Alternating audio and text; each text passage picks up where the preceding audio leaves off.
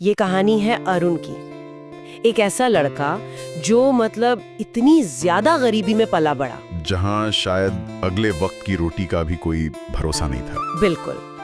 और आज वही लड़का अपने पूरे गांव के लिए एक मिसाल बन चुका है। हाँ।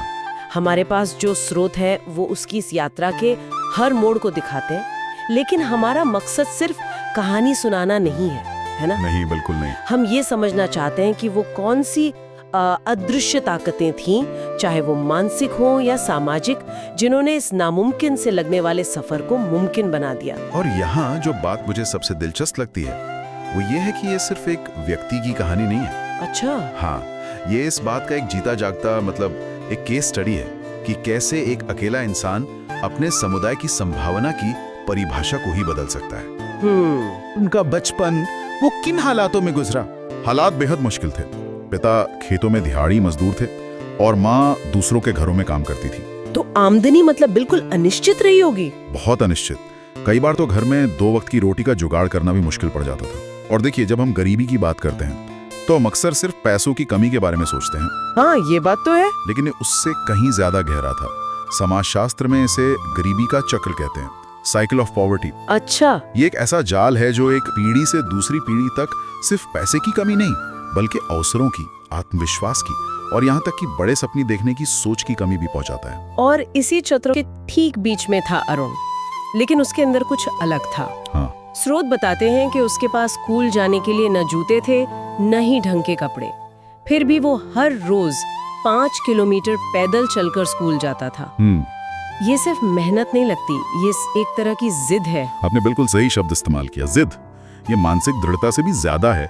इसे एक और नजरिए से देख सकते हैं, जिसे पॉजिटिव डेविएंस कहते हैं। पॉजिटिव डेविएंस, ये क्या होता है? इसका मतलब है कि जब एक ही जैसे मुश्किल हालात में रहने वाले लोगों में से कोई एक व्यक्ति कोई ऐसा रास्ता या समाधान निकाल लेता है जो बाकी नहीं देख पाते, तो वो एक पॉजिटिव डेविएंट बन जाता है। बिल्कुल। उसके आसपास के सभी लोगों ने गरीबी को एक स्थायी सच्चाई मान लिया था, लेकिन अरुण ने उसे एक समस्या की तरह देखा जिसे हल किया जा सकता था। उसका रोज 5 किलोमीटर पैदल चलना, स्कूल के बाद खेतों में काम करना और फिर रात में लालटेन की रोशनी में पढ़ना, ये सब उस समस्या को हल करने के उसके तरीके थे। वो उस चक्र को तोड़ने की हर रोज कोशिश कर रहा था।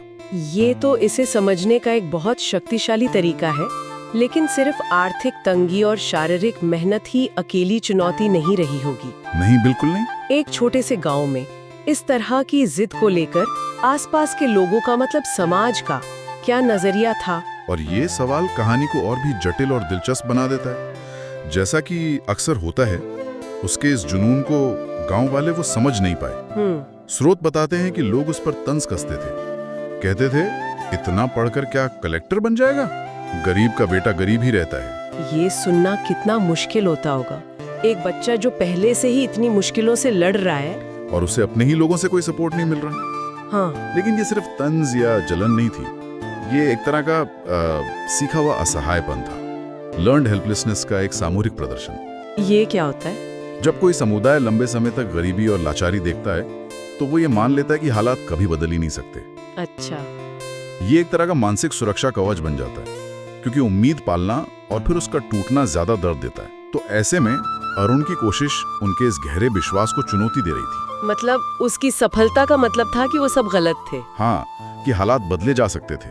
अनजाने में ही सही, उसकी जिद उनके बनाए हुए सुरक्षा कवच के लिए एक खतरा थी। और इस सामाजिक दबाव पर अरुण की प्रतिक्रिया क्या थी? क्या वो उनसे लड़ता था, बहस करता था? यहीं पर उसकी भावनात्मक परिपक्वता दिखती है। वो बहस नहीं करता था। तो क्या करता था? बस मुस्कुरा देता था। उसके अंदर एक आवाज थी जो बाहरी शोर से ज्यादा बुलंद थी, एक विश्वास कि अगर मेहनत सच्ची हो तो रास्ता खुद बन जाता है। कमाल है। उसने अपने आसपास की नकारात्मक ऊर्जा को अपने ऊपर हावी नहीं होने दिया।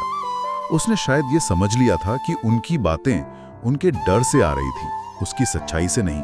और फिर उसकी मेहनत ने रंग दिखाना शुरू किया।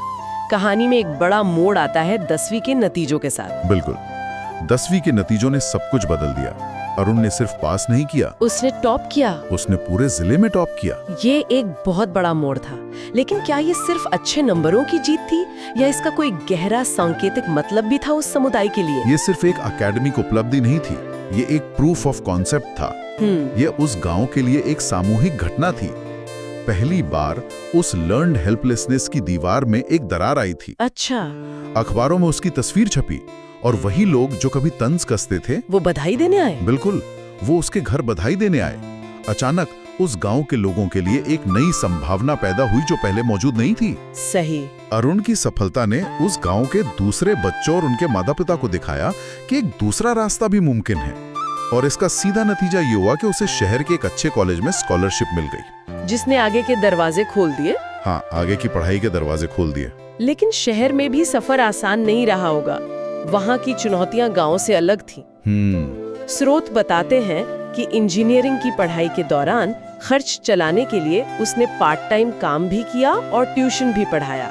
ऐसा लगता है कि संघर्ष ने उसका पीछा नहीं छोड़ा। सही कहा आपने, लेकिन हर संघर्ष उसे कुछ नया सिखा रहा था।